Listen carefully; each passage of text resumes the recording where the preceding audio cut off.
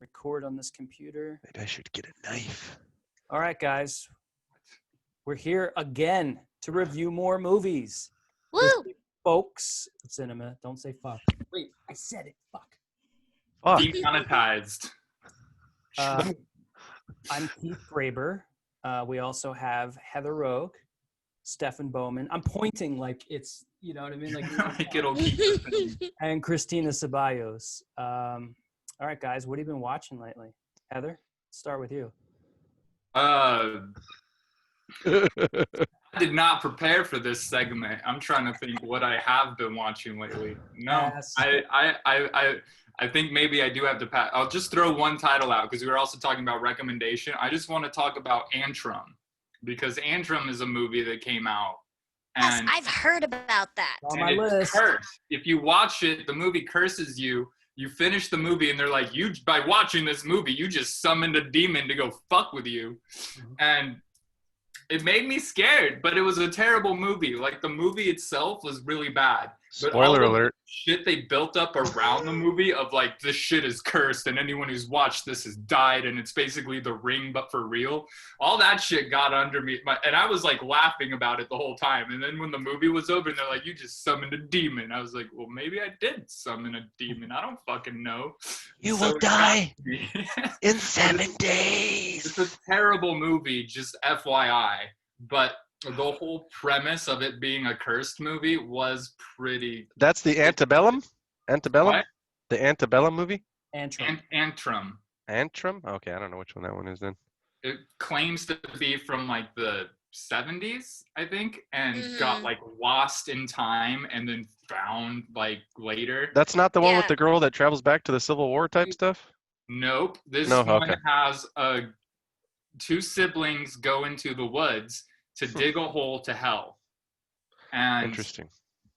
as they dig a hole to hell, the older sister is making shit up for the younger brother because his dog died, and she's just trying to help him get over that shit. So she's like, and he thinks that his dog went to hell, so she's like, all right, we're going to dig a hole to hell, and we're going to free his soul. And she's just playing games, but as they dig deeper, they start to actually see things that she made up, like, come true. And so they're actually like in hell, but they're not. They're in the woods, and it's a cheap, low-budget piece of shit movie. But it kind of got under my skin. Kind of That's it. interested in that one. I was interested in watching it, but I want to ask you, is it like, did you hear the thing they did? I think it was Netflix, but they did like some sort of series, and it was said to be released in the 80s during the Cold War in like Russia or something, but it really wasn't. It was like a gag. You guys know what I'm talking about? No. What was that? It had Channing Tatum in it, I believe, or maybe he just introed it. I don't know. It was like a cop drama, but it was supposed to be like from the other perspective of the Cold War. It's not horror at all, but it seems like the same premise that what you were talking about, Heather, where it's like it's sort of this gimmick of being found footage or recovered footage of an older filming, right? When did that come out? It was like a couple of years ago. I'm trying to find Comrade it. Detective? Yeah, that's it. Comrade Detective. Yeah. Did you see it? Never heard of it. No, I just Googled it. I looked up Channing seen the Tatum trailers. Cold War movie, and I'm like, is this right? And I was like, oh, yeah. That's the Joseph perfect Gordon-Levitt title, by the is in way. it? Yeah, Joseph Gordon-Levitt. I love him. Yeah, it's so dumb and it's so weird, but it's like fun to watch. I don't know. It's an absolutely perfect title. It sounds like a great movie. Comrade Detective. Sounds I'm like here a for great that. movie. That's like Like- on my side list. Like, I'm going to go find that. You gotta Like a see it. combination. Like imagine Officer Comrade, right? Because we call each other comrade to denote like a lack of hierarchy, but then it's like, oh, the detective is a cop, which is a bootlicker, right? So it's anyway, socialists get it. You guys don't need to worry about it. All right. Stefan, what have you been up to?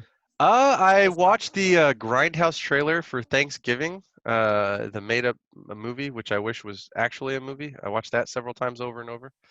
I just love when Grandma comes out as the turkey. If you haven't seen the trailer, spoiler alert! It's really old though.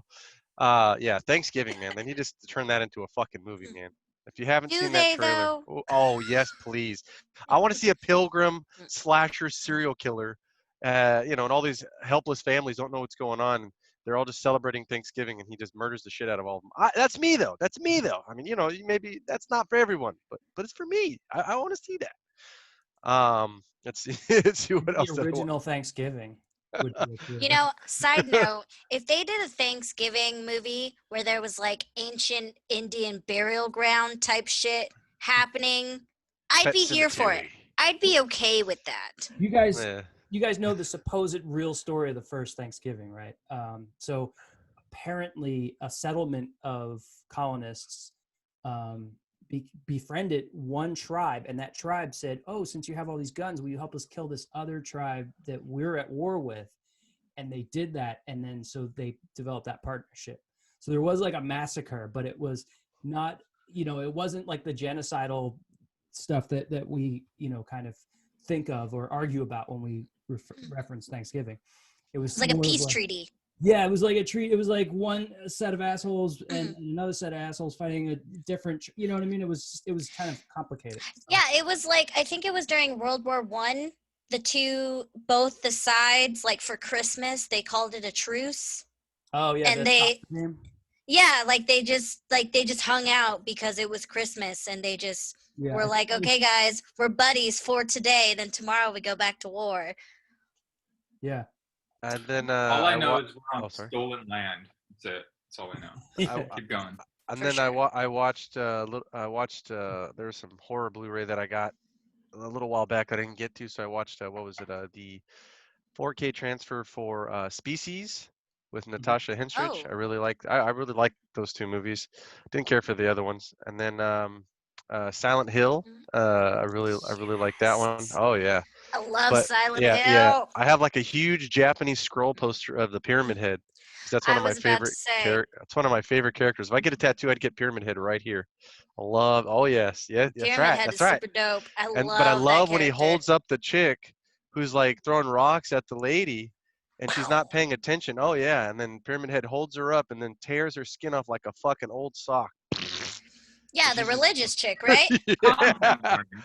Oh, that's like when I saw that in the theater, like it got real quiet because I was, when that was going on, I was like, yeah, and you could hear other people in the theater kind of gasp, like, why is he so excited? Right? But that was just like my favorite character. I played the Silent Hill 2 game like to death, and so when I saw him come on screen, I was just like, it's like somebody watching a rock star, get on stage, and then he just totally just rips the shit off. I'm just like, whoa. Oh yeah. But those, and then prepping for like Christmas coming, so trying to get my a lot of my Christmas horror stuff good to go, and obviously watching our feature, and then catching up on my my horror TV shows that I watch, which is like Fear the Walking Dead and Walking Dead World Beyond. That's pretty much. That's it. Just those. Stephen, have you ever watched Thanksgiving? No, I don't think I've seen that. You have to. Okay, you got to watch Thanksgiving. It is the best cheesy B horror movie for Thanksgiving that you could ask for. It's like one of the best B horror movies I've ever seen, where it's super cheesy. It knows exactly what it is, and it goes there. But it's that's what I want to do. Like, other than comedy, man, like one of my dream things is just to make really like good but cheese horror movies. Like real but I'd like to get like the full. Oh yeah, I'd like to get like a lot of the holiday ones in there though. You know what I'm saying? Because we don't really have that many Thanksgiving horror movies. Christmas has kind of been tackled, but not the way I would do it. And then, sorry, go ahead. No, I'm sorry. How is there not a Black Friday? Well, that's what you know what I'm saying? I want like there to be like a Black Friday virus type shit. Everybody's in the mall. They just go fucking nuts, and then it's just a killing spree. I mean, I feel like you use stock footage. Cool. No, that's what I mean. Yeah, you could add that in there. You could kind of splice it. But that movie where there was like a radio wave that turned people into zombies. Oh, Cell, the Stephen King movie Cell. The book is better, But I like the movie. But that'd be interesting for Black Friday, where they like tapped into a new form of marketing that just makes people go mad with consumerism. Oh yeah, And that's just right. rip each other Yep, apart. it's like a consumerism zombie. You already like that was actually my Yeah. concept. Yeah, exactly. Like Halloween 3, you know, where there's like just like hypno footage. Very that's underrated. Like, It's a very underrated movie too. That movie, I agree. yeah, that movie is like, there's not anybody in the middle going, it was pretty good. No. Halloween 3, you can check the internet too. It's like super divided. You either like it or you fucking hate it. There's nobody. That movie horrified the shit out of me when I was a kid. I was not expecting that kid's face to just collapse into his mask and snakes to crawl out. Oh Like, yeah, that Happy shit Halloween. fucked with me. Oh yeah. Made me Stina, terrified of television, which in retrospect is probably a good thing. Mhm.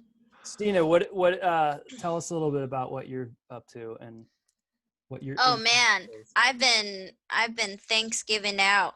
I haven't watched anything really horror related. I watched some Agents of Shield, some Gravity Falls here and there, but I did watch Hereditary, Yay. which y'all. This was one of those movies where I was like, yep, this hit me in my feel-good place. This is exactly what I want in a horror movie. Oh, If yeah. it's not campy, throw it on the other coin. Give me... Oh, I loved it. I thought it was great. All right. Yeah, well, I thought it was great too. I'll touch on what I've been watching, and then we'll get into the main movie. Oh yeah, go for it. I have been watching. I watched freaking Roanoke, and Did you not like it? the heart. Okay, so it was okay. I think I expect too much from the what the fuck American Horror Story. Jesus Ryan Christ. Murphy. I'm expecting too much from it at this point, I think. Okay, It's what me. you have to, okay, this is what I tell people when they have the same feelings as you, where they're like, I expect too much from it. Remember that Ryan Murphy isn't known for American Horror Story. He's known as the creator of Glee. Sure. Okay, That's important. so I mean, Glee all around fantastic show, but there's some shit where you're like, Totally. And what? I would- Why? I would judge that accordingly on season 1, maybe halfway through season 2. This was like the 9th fucking season. So I expect them to have their shit together. If horror is in the fucking title, I want, well, I guess Rocky Horror Picture Show does too. Huh? No, but anyway, I mean, it touched on some great stuff, because I love historical horror, like, has an extra element of creepiness and scariness, right? Like there's this other unknown factor, and especially like in an era where, people were more brutal and all these other, injustices occurred. There's more buildup to like why ghosts are whatever, they're freaking out, or their spirits, why they want to come back and get anybody, there's more Why they're bound. Yeah, exactly. Like it gives them more motivation for the supernatural entities. So I do like that aspect, and I did like some of the, but and I think again, and this is going to lead into Hereditary. It's one of those things where I think it's higher marks as just a fun, crazy, interesting show, and lower marks as an actual horror, because it was a cool, interesting storyline with the whole reality situation. But then it started to get too convoluted, and then they were just like, there's one point where they're like, fuck it, why doesn't everyone just murder each other with no motivation? Let's do that. That's horror, isn't it? I feel like that's the way every season goes in American Horror Story. It was just stupid at that point. Oh, sorry. Go ahead. Every single season ends with a bunch of loose ends, and they're just like, well, time to kill a bunch of people, and they just like kill 5 random characters in unsatisfying ways around like the third to second to last episode. Yeah. Well, that was Coven for sure. And I did not like Coven, even though, like, y'all, my fucking mug says you say witch like it's a bad thing. Mhm. Okay. I expected Coven to be the one. I was like, this is it. This is going to be my favorite season of American Horror Story. And it wasn't. I was so disappointed with some of the things that they did that it kind of ruined it. Yeah, my Yeah. buddy for the longest time has been trying to get me to watch anything on that. And then I'll have him explain things. And I have lots of friends who are like, they keep recommending that and something else. And I still haven't got, I tried, and I cannot get into it, man. There's just something. The American Horror Story. Yeah, I can't, man. My one buddy You in know South what? Carolina, you gotta watch it, man. It's great horror. I feel like you have to start someone out on a season geared towards their interests. Like, if I had to recommend a season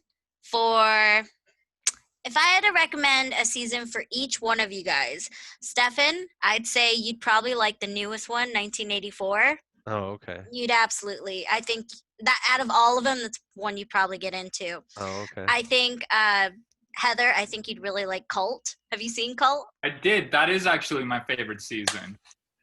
Yeah. Yeah. Come on. Oh, that's 100% my favorite season. And it led into Apocalypse, right? Which then combines Coven and some other seasons together, Mhm. which was all super unsatisfying. But Cult was actually like good from start to finish. Yep. I think, I don't know, Keith is a hard one. Keith is like, he's the wild card.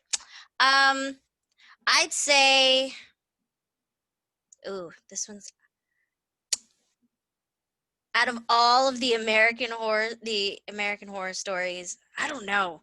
I would have to think a little bit harder for Keith, because I want to say either, I definitely wouldn't None of have them. put Roanoke in there.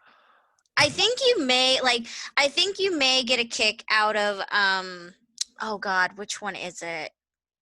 I think you might get a kick out of Hotel. That may be like a close one for you. No. But I think your American Horror Story is yet to come. I don't think Keith was ever. I think American Horror Story is the exact opposite of Keith's interest in horror, and I think we're never gonna.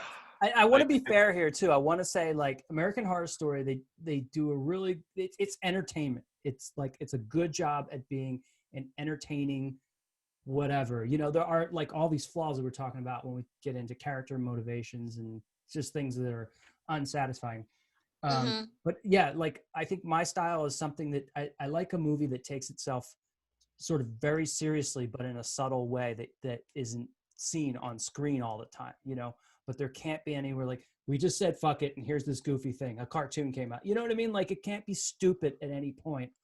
And you need the most realistic horror movie known to man, yeah, where it's like, this could absolutely happen to you, and this is exactly how it would happen, and that's why it would scare you. Yeah. Well, he's made it clear too. He wants some supernatural shit too. It's like a tone thing. Like, it's just that you have to maintain that tone the whole time. Keith wants mystery. He wants it psychological. He wants it little brutal, but not brutal, and somewhat supernatural. I'll say this: the area that I would give it the most amount of leeway would be if it's sci-fi. Sci-fi, okay, fine. Like, then, you know, like something like Alien, where there's people's, you know, that they set up character motivations that are a little bit cliche or whatever, you know, I'm okay, because it's still in the element of space. It's fucking also scary. You know what I mean? That adds. It's not like, you know, you're in your house and you like wait till daytime or go to the mall or anything that like just like that dispels the premise. You know what I mean? Like, in space, you're doubling down on what's scary and being alone and being isolated and all that kind of stuff. Does that make any sense? No, I hear you. Yeah, Man. it makes sense. I hear you. You can, I don't know, and that's the thing too. I mean, like, really good space sci-fi horror movies. I mean, there's like a handful. There's not that many, man. There really isn't that many. That's where Good I'll ones. be forgiving, because I'm already into that genre. But I think my overall, like, maybe I'm the hard ass here, like the unconvinced person, where I'm like, the perfect horror movie doesn't exist, you know. Not for adults. Yeah, yeah, you're right. No. Just it depends on what you're. I look at it as like like a man or a woman who's trying to date somebody, right? There's gonna be flaws, man. Yeah. If if you're looking for fantasy, I mean, go ahead, but you're gonna be disappointed. We got to be a little grounded and realistic. At the That's a good same point. time, you gotta fucking enjoy yourself, right? And like enjoy your life. So it's like you gotta settle with what's in front of you at the end of the day.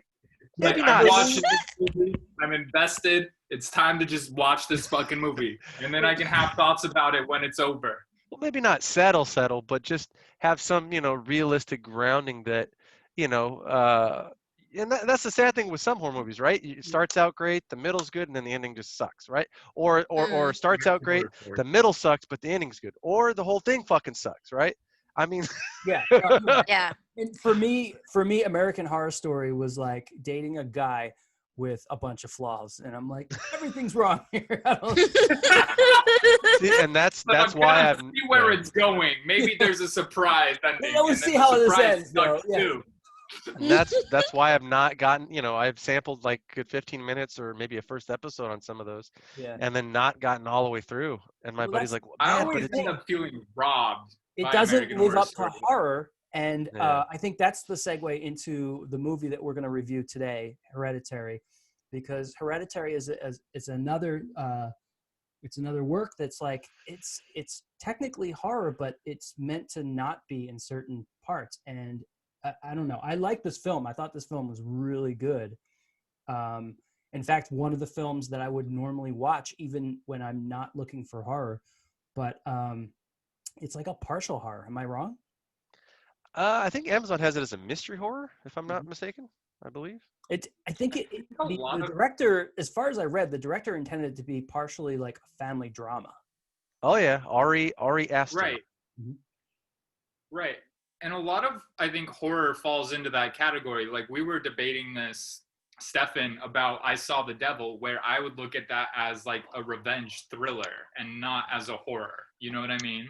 Mhm. And I think that Hereditary falls, and Midsommar falls into the same category as well, which is also by Ari Aster, and that's his next film, which is that they both have an element of dread to it that makes it horrifying, but then they both also try to like stretch into other genres, or else at least like contradict what we're used to with a horror movie by going into other tones. Mhm. You know, Yeah, and a slow build up too. Midsommar. It has like a little gradual build up to. Right. Midsommar, it's horrifying in the very beginning, like super horrifying. And then after that, that dread lingers throughout the entire thing. But then meanwhile, it's almost like you're just like watching Euro Trip with just this underlying dread underneath everything. And I feel similar about Hereditary, where it's like this, it's a film about grief, which to me, it struck home specifically alongside another series you hate, which I feel like is American Horror Story gone correct, which is The Haunting on Hill House. If I were to pick my favorite season of American Horror Story, it would be Haunting on Hill House, which isn't not even American Horror Story, but it's like, as far as doing all of the things in American Horror Story correctly, but then also it fixates on grief. And there's another movie I recommended called Lake Mungo, which is like a mockumentary, and that also focuses on grief. And so to me, I really like that focus on grief. And I understand that at some point it's like bending genres, you know what I mean? Like you're no longer really watching a horror movie, which is fine, because ghost movies where it's just ghost, like Sinister bore the fuck out of me. Like I want to be wrapped up in the characters a little bit so that I have a reason to keep watching, you know? Yeah, I agree. I think gender bending is good, or genre bending, not gender bending. I was like, wait a minute, what? Genre bending. Sorry. Can we get Freud in here to tell us? No, genre. Shit in this movie, by the way, we can talk about. Was that a Floridian slip? Yes. Heather's right. There is like that part, I think, fucked with me throughout the movie, because that was such a primal part. But I think genre bending is really good with horror films, because you always want to go deeper. You always want to go, okay, well, I want to hit the next step, especially with something like horror. You want to scare the audience. So what better way than to humanize it? And I feel like when you know, make it like a thriller or like have it be surrounded by grief, like it adds a human aspect that a lot of people can relate to in one way or another. So I feel like something that's purely horror, it exists already. That's where it was, you know, it exists in the 80s, it exists in the 70s, the slasher films, like those are good classic horror movies. But as we've progressed in the horror scene, you find that a lot of the horror movies, it's hard to pinpoint it as just horror. Just because they're trying to tap into the human psyche, because Keith has said it before, what's scarier than humans? What's scarier than yourself sometimes, you know? You could freak yourself out in, you know, a dark room. You could see shadows. And then to portray that on screen and be like, oh, fuck, was that real or was that them?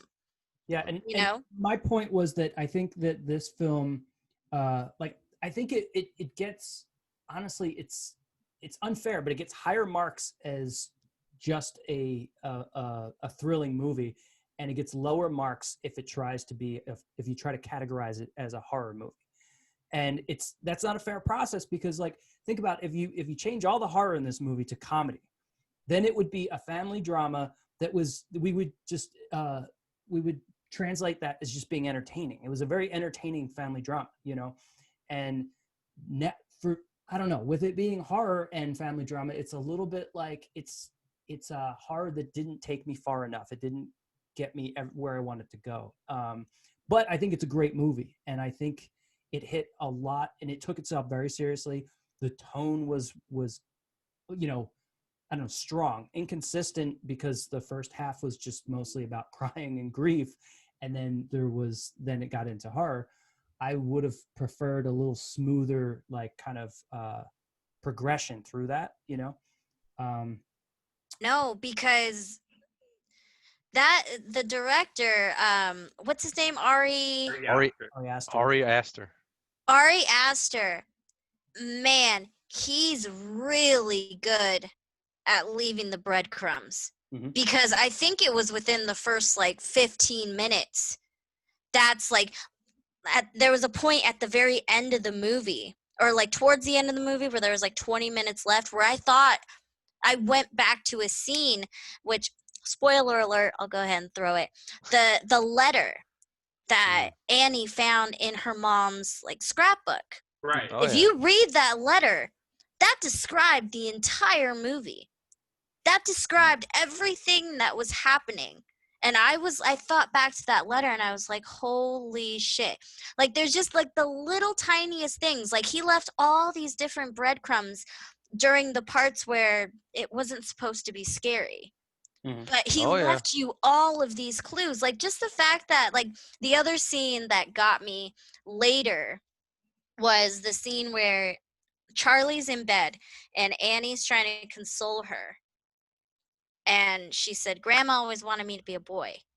And she was like, no, honey, like, Grandma was just, you know, she wasn't okay. And she was like, no, she wanted me to be a boy. And it, like, there was, like, that whole thing at the very end. I was like, yep, Grandma did want you to be a boy. Like, you even see it, like, in the what's it called? The floor mats. Because she pulled out Annie and she pulled out Charles. So Charlie was supposed to be a boy. Yeah, it Easter turned out to be a girl. Plot, basically. Which was genius, because as I was scared throughout the movie, I was also putting the pieces together, and that in itself made it even scarier. Like, holy shit, I missed that. Yeah. Oh yeah, there's a lot of little things from that cult like religion where you know, if you're looking at when they're showing the walls, there's stuff written on the walls if you look, right? And they're you know, or when they go in the grandma's room, symbols on the floor. Then the part before they, you know, show you what's in the attic, the father complaining about a smell. which It was tells a- you there's- how long the body was in the fucking attic, dude.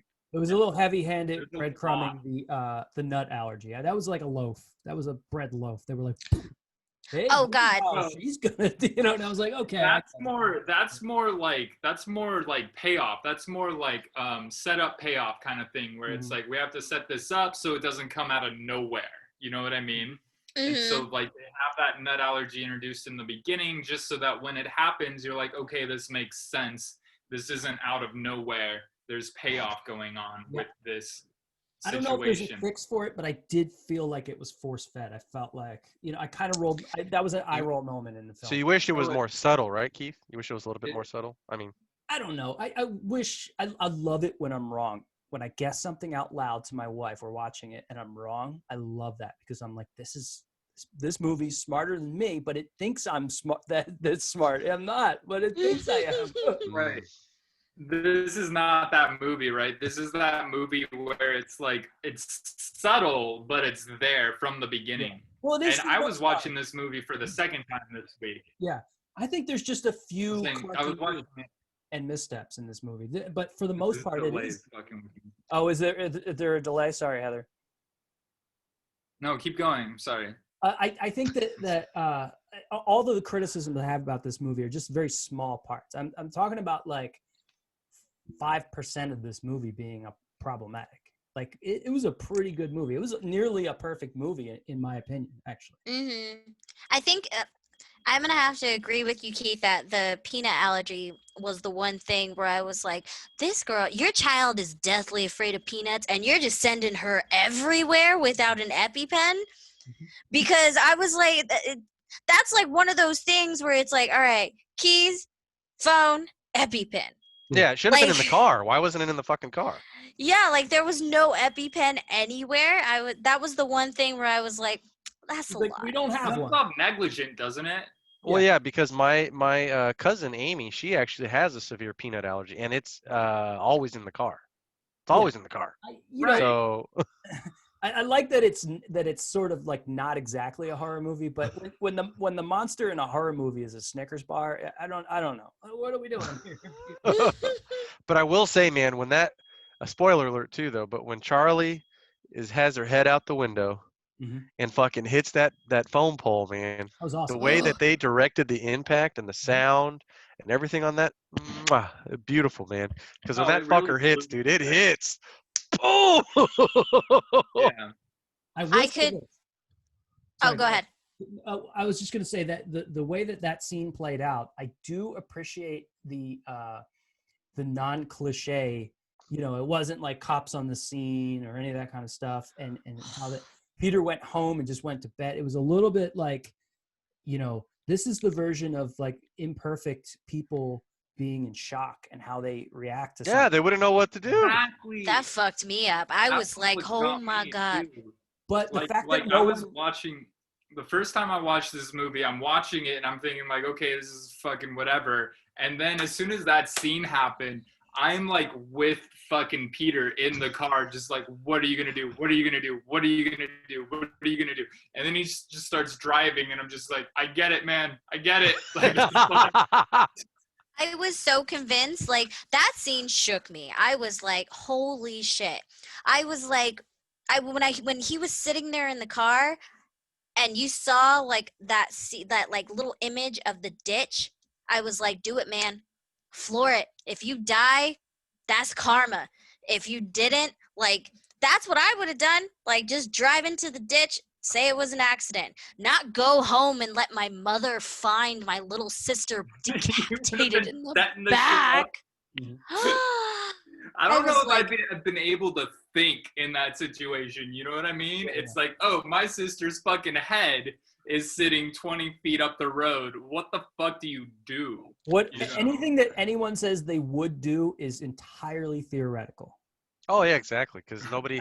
lot of people don't know how people would compartmentalize that or deal with Mhm. it.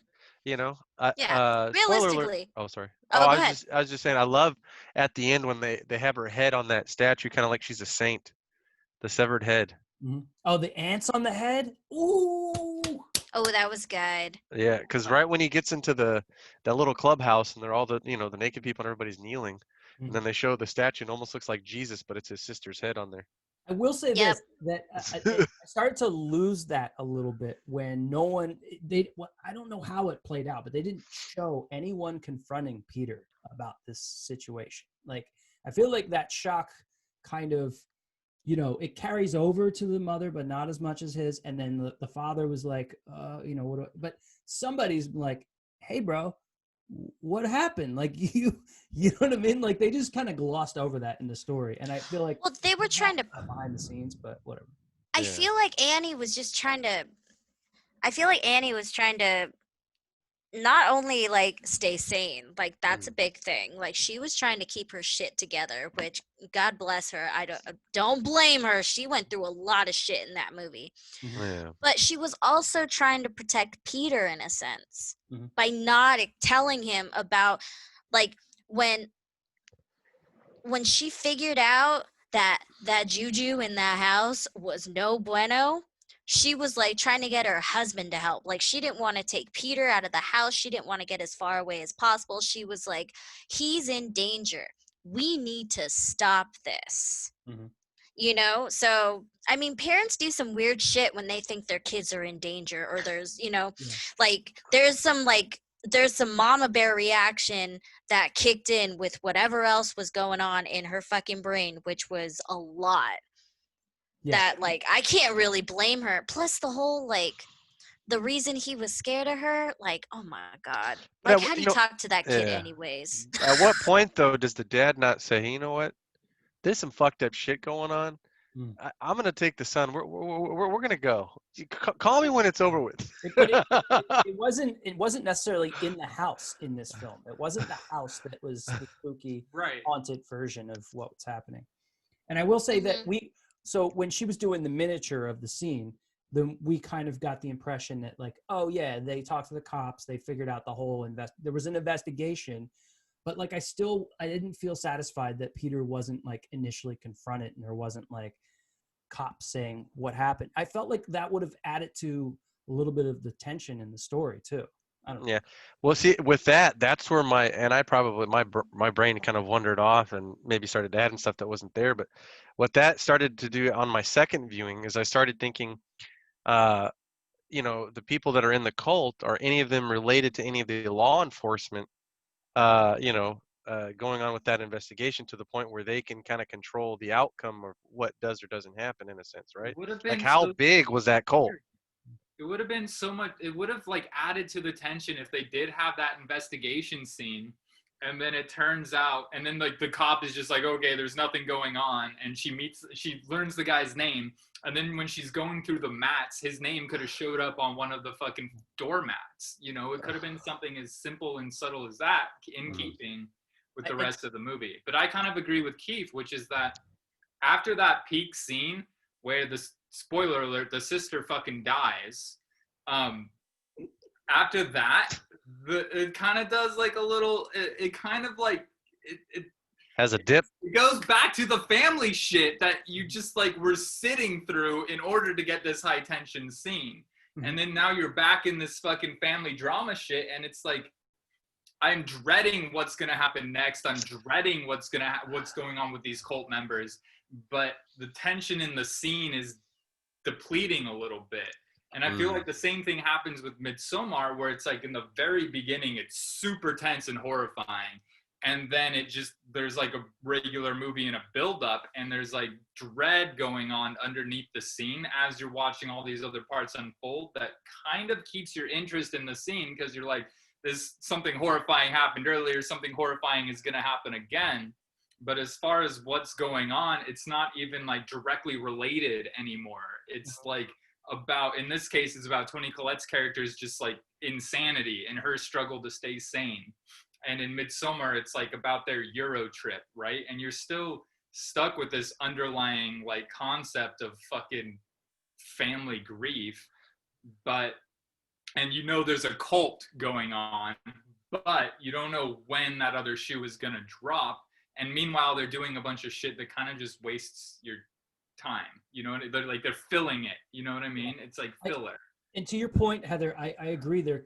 I wanted more exposition, like skillfully done exposition, like the rest of the movie pretty much did, but of the grandmother's like cult situation. Like I wanted this to unravel like a big conspiracy plot, you know, and we were given sort of like, we were led to assume certain things, and we were given tidbits of what happened. And you know, she undid the box, and you know, you start to, it triggered all the Easter eggs that were there. But I wanted it to be more of like, and there was time to do it, of more of like, wow, this is like, you know, this sort of oh my God, this thing's been happening the whole time. And But see, I kind of disagree with that, because if you gave too much time to like, oh shit, Annie's not crazy, like it would have kind of taken away from like, is she really stable?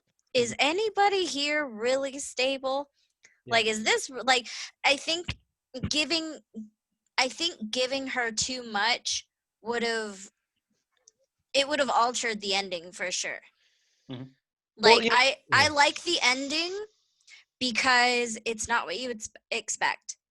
Mhm. And Yeah, it's also not, Well, it's not really a good ending type of light. It's just like, oh fuck, okay, well I didn't that's where this expect it. story ended. Yeah, I didn't expect a geriatric car key party. So yeah, you're right. It's don't. Dude, Like, it I was mean, like, idealistically, if she like, you know, if she had like this whole like information about the cult and information about the demon and everything, there would have been like, it would have been a better ending had she banished the demon to hell, or like the cult captured her and still went on to the ritual. But the way Yeah. that it was like so like subtle in there, and Mhm. she was just, we were kind of like finding this shit out as she was, and she was still like, is any of this real? Mhm. I That's what think, I liked yeah, about it. I think for me, I think one of the things that kind of upset me, even though I've seen this, I think this is my third time watching it. Yeah, my third time. For me, that kind of upset me a little bit, and maybe it's a little gripe, is I wish that even though she was in desperation to try to seek counsel to talk to the dead daughter, I wish instead of just doing the spell in the house that she would have maybe did some research. Because for me, what's more terrifying is that there are smart people that fucked up shit happens to, right? So that, you're realizing that watching the movie, that whether she's stupid or whether she's fucking super smart, it's going to all lead to the same plight, right? So one of my hopes was she'd be like getting this piece of paper that she's being told to recite, but from a stranger who later on she obviously discovers, spoiler alert, is someone that the grandma knew, Mhm. but she's not aware of that, right? So what I wanted was her to be like, okay, this is out of my element. I don't quite understand this. Maybe I need to go seek counsel to see if I can maybe interpret this. And then her knowing she shouldn't do it, and then she does it anyway. But we're still led to know that she's not a stupid person. She's a highly intelligent person, but she's willing to risk everything Mm. just to communicate with the daughter, regardless of her knowing that the spell may not do what it is intended to do or whatever, you know what I mean? And some people Yeah. might disagree with that, and that's fine, but that's one thing in horror that I think a lot of horror lacks for me, is that we have to kind of either have somebody kind of mid-intelligence or somebody kind of stupid. We can't have somebody who's just super smart who fucks up and still does something stupid. See, Well, that's where I really thought Joni was fucking smart, because if they're in a cult, Mhm. right, and they worship a Payment. demon, how easy would it be to be like, oh, hey, we're going to say this, do this little parlor trick, because Annie didn't even question it. Mhm. She took that shit, and in the middle of the night, she was like, all right, I saw it with my own two eyes. I saw the writing. I saw the glass. This will work. It's like, Like yeah. rational and smart research, that just Well, flew out of her mind. it's also the emotions of grief that make a smart person irrational Yeah, true. in this film, Hmm. you know, especially in this film. But I do think they could have telegraphed that more, though, because it is very quick where she goes from watching the glass move to trying it with her own family. And then her family's like, oh, this is terrible and stupid and you're insane and shit like that. And I feel like it could have worked better if we got to see her own transformation from like a skeptic to a believer. you know. Oh yeah, because it's just fucking on a dime, dude. It's instant. Yeah. She's Great. already in the bathroom, husband's sleeping. It's They like had the time. There was downtime in this film. I think that's probably my only real gripe with this film. There's a couple other little gripes. I didn't. There's a little bit of like the few horror scenes that I didn't like. The window when he jumped out the window. I was like, okay, that looks fake. I thought we're gonna pan away to see the crew on the ground. Like, is that a wrap? It's lunchtime. You know what I mean? Like that. It looks so bad. And then I'm sorry, but the wall crawling, dude, really? Oh, that got me. That got me. Crawling, you know. And the floating into the treehouse, that was a little bit like. well, it's bizarre. It's bizarre. We just That didn't point see is Yeah. very bizarre. If we just didn't see that, I think we would be better off. But and like I said, like the fact that she does crawl on walls is fine, but the fact that we're seeing it and it just looked like a mid, I don't know, 2000s kind of cheesy horror movie. It's like some Exorcist 3 shit right there. Yeah. And my favorite scene, Christina, we could talk about our favorite scenes in the movie. Mine, the scariest one for me was when she was banging on the attic entrance. And with her head. Yeah. That was so good. Yeah. That one was good. My favorite was when Peter's looking out the window and the mom just silently crawls by. And it was so subtle that, because me and my boyfriend Ed, we were both watching this movie, and he was kind of watching and playing on his phone at the same time. And that scene happened, and I said out loud, I was like, no, ma'am, no, hell no, no. And he was like, what? I missed it. I was like, rewind it. Just 10 seconds, and that's all it took. There was nothing to indicate that there was anything scary happening. It was just that scene, and I was like, just in the corner, right? No. So there's a scene before that where Peter wakes up, he sits up, and I think he sees that the treehouse, somebody's going to the treehouse, like the light comes on, so he stares out the window, and as he's staring out the window, you see like over his shoulder that his mom is crawling behind him on the wall. I wonder before he goes downstairs. Yeah, I don't know if the same scene, but there was one scene where it's a wide shot and he's sitting in bed and she's in the corner the whole time, but it's so shadowed that you can barely see it. And I remember like I saw it right away, and then my wife finally saw it and she's like, did you see that? And I'm like, yeah, but I didn't yell it out like an asshole, that like ruined the surprise. No, I'm just kidding. She's like, fuck you. But I think was that the scene right before what you're talking about, Christina? When I think, yeah.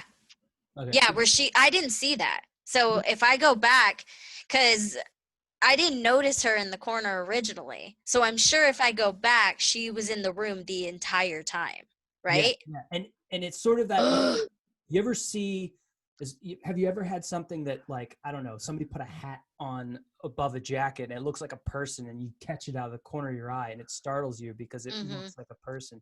It had that effect of scaring, I think for me, the two really quick is her in the bathroom doing the little seance or invoking or whatever thing they're having her do, and she doesn't realize she's doing, and then the oh shit moment that she has after the water's thrown on her by the husband, that there's something more going on than what she's aware of, like, oh fuck, what did I open?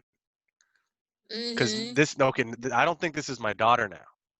Right? Like that whole realization, like, okay, I just did something it involved my family and I have no idea what the fuck I did.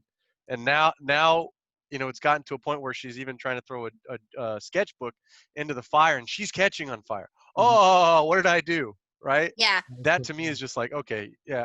I won't lie, that scene was scary as shit when they were doing the seance and she becomes like possessed. Oh yeah, and then the whole sequence of her being on the roof and she's got that fucking thing awesome. And she's doing her head, and then not, I guess I'm just a freak when it comes to 80s horror, but the spurt, dude, there's one of the spurts when she's doing that shit and it's all and you're just like, oh, okay, yeah, okay.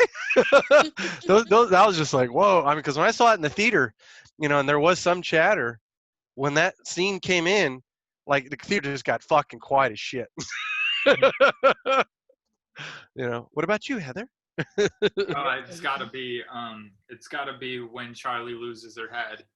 That to me is the most. All good scenes, guys. Yeah. That to me is like when it really hit home, and then that was the peak of the movie for me, and then it like kind of like maintains it a little bit near the end, but in that moment I was like, what? And then I was like with Peter in the car, just like, what are you gonna do? And I felt every fucking moment of that scene. You know what I mean? Yeah. That was the one scene throughout the entire movie where Ed had any sort of reaction. He literally just jumped up and was like, "Oh shit!" Which part? Which part did Ed get all crazy? When Charlie got decapitated. Oh yeah, oh yeah, oh yeah. What? Yeah. No, because that shit hit the way it's shot, dude. That was really that's well intense. done. Yeah, it's intense, man. We're living up to our name, guys, because everyone's favorite scene is some version of sick fuck scene. Nothing was like, oh, remember when she was crying and it was like really, you could feel it. That was the best part. One of the 14 times she decided to sob and talk about how sad her life is. I'll tell you this though, I think this was a great cast and it was really good acting, and Toni Collette does not fuck around. That's one thing I know. Oh no, she's amazing, dude. She's an amazing actress, and I thought it was well acted, I think she carried the movie. Personally, like I don't think anyone hit the notes that she was hitting. You know what I mean? Yeah. Oh no, I agree with that. Through all these different phases of being in grief, being like she's the one that was being really like haunted the most. I mean, obviously the kid got possessed, but and then she was, and no one believed her, and she was going through that fucking pain, and then she was like sawing her own head off, like everything that she unraveled a conspiracy. Like she went through all these emotional steps. Annie went through it. Well, I have to say though. Yeah. Oh, go ahead. No, I was just gonna say the look on her face when they finally give you like a good direct look into her eyes while that's going on, and she looks fucking horrified. Like, what am I doing? What's going on, dude? I can't stop it, but fuck. Mm-hmm. And then even the scene with the father when he's like, you're the one that desecrated the grave and put the body in the attic. Mm. He's like already like immediately decided I need to lock your ass up. Yeah, because what could it possibly be? Who could possibly have done it? Like no one believes the supernatural at that point. Okay. So I have a question for you guys regarding the movie, because I have a theory about this, but I'm not 100% sure. So I want y'all's feedback. Okay. Yeah. So spoiler alert, guys. This entire thing is a spoiler alert. But okay. So when we find out about the whole paint thinner situation, do you think that Annie subconsciously, maybe genetically knew what was going to happen to her son? Because remember what her brother killed himself because his mom was putting people inside of him. Mm-hmm. Do you think she subconsciously was trying to save Peter? Save everybody by killing them? Sleepwalking? Yeah, her sleepwalking. Do you think she was trying to subconsciously, because she didn't try, did she try to kill Charlie too? No. I don't remember. I think it was just the dad and the son at one point when she poured paint thinner and had a lit match. Are you asking was she trying to save them by killing them, save them from the torture? Yeah, because she told the story in the grief circle that she woke up. She used to sleepwalk, and then she woke up with her, Peter, and I don't remember if Charlie was involved, but her, Peter, at least, were covered in paint thinner, and the strike of the match woke her up. I think that the fact that Charlie wasn't involved might be indicative that it wasn't her trying to save her family. It might be she was literally possessed by whatever the grandmother's demons were that they were, because Charlie was the only one that the grandmother really liked, right? And that's when she came into Annie's life again, was when Charlie was born. She had no interest when Peter was born, but Charlie. Mm-hmm. Yeah, so maybe that everyone who ever died or did something wrong, it was through some sort of demonic possession via the grandmother's cult's activities. Well, and that's the other thing is you learn when you see the grandma on a picture or in those pictures where they're celebrating the grandma, right? You start to question, okay, are they just celebrating her to celebrate her because she just joined? Or are they celebrating her for another reason? Or did she already promise the family to payment for some future unforeseen thing or benefit, that would happen to her, maybe grant her immortality, Oh, grant her she some was kind the of grand higher, cult. Like she was the yeah. grand cult leader. She was queen Because of that's what the it looked cult. like. It looked like she basically signed over her family for some sort of deal uh, from their god payment or something, right? It looked like she literally uh, was like, "You guys can come live at my house, right? You don't know why you're in my house, but unbeknownst to you, your lives have already been, Hmm. guaranteed to my god." Yeah. Yeah, I think that's the thing. That's the interesting thing about like demon worship and demon occults is like you basically like if you look at any of that, you give an offering to them in exchange. It's just like when you hear about musicians selling their soul to the devil. Mm-hmm. Like that's all they want. They'll give you something in exchange for something. So if they wanted this, if she was the queen, like cult, at least the way that this was structured out, she probably was trying to.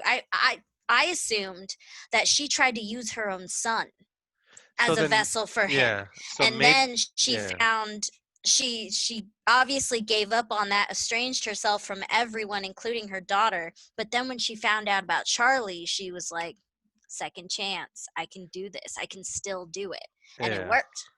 So then maybe and that's where I get kind of slightly confused to wrap it up, but is that, what in the end with all that happened, uh, you know, uh, what if being that son was her, what is it? His character was Peter. Uh, was Peter her choice to become, the how would you say, the vessel for payment? Was that really her choice? And if it wasn't, is there? I wish there was a way of knowing. It's probably unnecessary, but if that wasn't her choice, is she happy with the outcome? Because obviously, with the sacrifice that happened, there's no going back. You know what I mean? Mm-hmm. Seemed I to me that um that the Annie, Toni Collette's character, had estranged herself from her mother in order to protect Peter, her son, her older son. And then she let the mother back into her life when she had Charlie, the daughter. And then Charlie, as she put it in the movie, her mother sunk her claws into Charlie, right? Mm. And then Charlie didn't even like her mother anymore and was like stuck on grandma, where's grandma all the time, you know what I Mm. mean? But it's one of those things where then they have the gender aspect come into it, where Payman didn't want to be in Charlie because Charlie was a girl. Yep. And so they had to do the big switcheroo and get Payman inside of Peter. Yeah. Yeah. mhm. I think we should rate this and move on. So no, I mean, like all this stuff, like this is a great movie. We can honestly keep going on this. I still wonder, you know, basically Amen. if maybe the nut allergy had something to do, like everything is now on the table because of what this whole family is basically haunted by their own grandmother's cult, so. I got it, Keith. Keith, I got it. Now I get it. Payman didn't want her because of her peanut allergy. Maybe that's it. He eats Snickers. Too vulnerable. I'm going to go ahead. Down. I'm just going to rate this as like a really great film with a couple of flaws like we talked about, but I'm going to give it, I hesitate to do 5 out of 5, but 4.75, 4 3/4. 4 3/4. Out of all the fucks. I don't know how we're rating things these days, but it gets almost all the fucks, guys. This is definitely one that I would recommend you watch. Yep, I'm gonna second that rating. I'm gonna give it a 4.5 fucks, just 4.5 out of 5, because it was really fucking good. I was I was scared. I was into it. I was invested. I was shook. Everything that I wanted, and there were demons. There was cults. Ugh, it was beautiful. I'm gonna give it a 4 out of 5 fucks because Payman's a pussy and a sexist bastard. Yes. And peanuts are delicious. Fuck you, Payman. But yeah, I liked it. Good plot, good story. Huge fan of the director, and I can't wait for his third film. Heather? Is there a third film? That I can't wait for that either. Now that I've heard that it exists, I give It's it. on its way. I give it the exact same rating I gave The Wailing.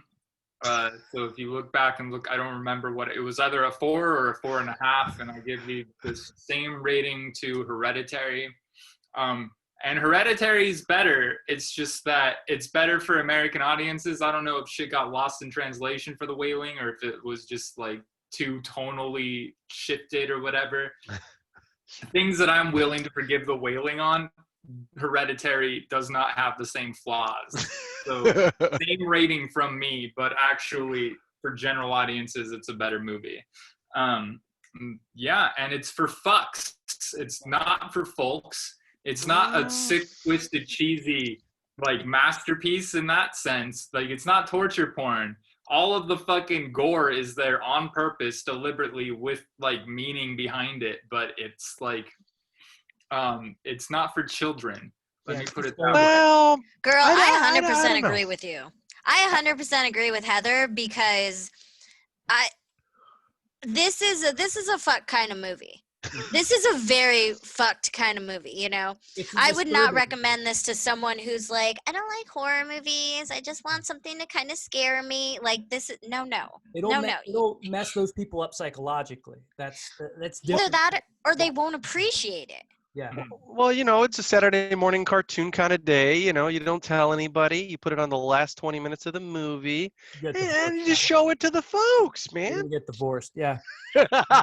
Just like I want to educate you in something. You thought Paranormal Activity was scary.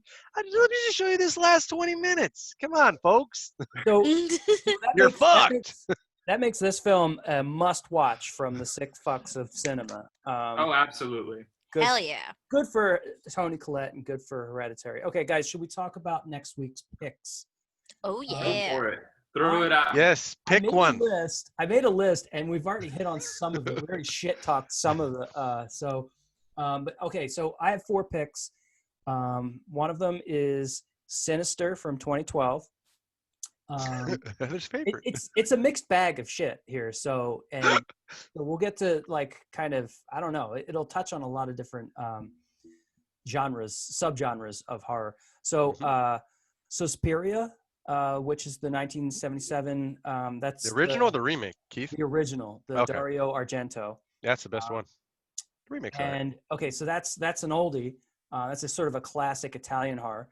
I have Nobody Sleeps in the Woods Tonight, which is available on Netflix now. It's a new one, came out. And it just looked like I don't know, to me it looked like a classic, like sort of camp murder, horror type Camp Blood. And I also wrote down Fourth Encounter. Oh, bitch. Yeah. That one fucked me up. That's a sci-fi horror, right? Mm-hmm. Okay, With Mila Jovovich. Okay, I've seen that one. Yeah, that one's good. Is she in it? Okay, so those are my 4 picks, and they're a bunch of different genres. And so if we want to, I don't know, whatever you guys think.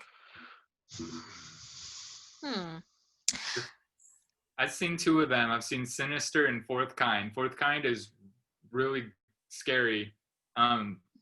Sinister is also, I guess, scary. I don't remember. All right. It's all right. I don't remember. I tried to watch the sequel. It was terrible. There was no character development, and I just couldn't get into the ghost being like, I'm going to show you more scary movies. Yeah, I don't like the face of the demon/ghost in Sinister. It's kind of whack. I've only ever seen Fourth Kind, but I will say the second movie, the one from the 70s, that sounds interesting. I've always wanted to watch Suspiria. I just haven't seen too many 70s movies, It's classic. Is that the first or the second in the trilogy?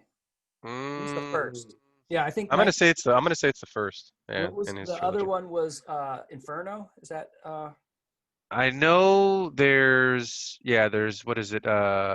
I believe it's Inferno, and then what? Mother of Tears. Yeah, Mother of Tears, but that was made like 20 years later or something. Oh, I love Mother of Tears, man. Inferno I've seen, but I don't remember it. Now, the reason I looked up Sinister, and on a certain poll that I read, it got marks for being the scariest movie ever. For which one? Sinister? Yeah. The So fuck? I'm in for being scared. I'm looking for that scare. So we'll see if that. There's about to laugh like. Sinister, you're gonna hate it. Okay, then and scrap Sinister. Whatever you guys think. I don't know. It's on Netflix or Amazon Prime. Send me your votes, people. I vote Suspiria. I'm just gonna Me put too. that out there. Yeah, we can. Yeah, might as well. I mean, it's classic, dude. All right, let's And do it's a not classic. one that's very sought after Suspiria. or known about Cool. as far as the commercial public. All right, guys. Well, that's our podcast then, right? Woo! So the Oh, next yeah. one we'll be doing is on December 5th. We're gonna watch Suspiria and we're gonna review it, and then December throughout. 4th, right? What's that? December. sorry, I think December December 4th, 5th yeah. is Saturday. Yeah, Dario Argenta, man. I'm a crazy person, so it's December 4th. Friday, December 4th is our next review, and then throughout December we'll probably do some Christmas movies, some Christmas. Ooh, I got lists, baby. Yeah. I got lists. And so yeah, check back in, ladies and gentlemen. And I don't know. Do you think there are any Dario Argenta. out there? They don't listen to us. Sick fucks listen to us because we're sick fucks. Somebody will listen. All right, that's it. We'll see you next week, guys. Bye. Yeah.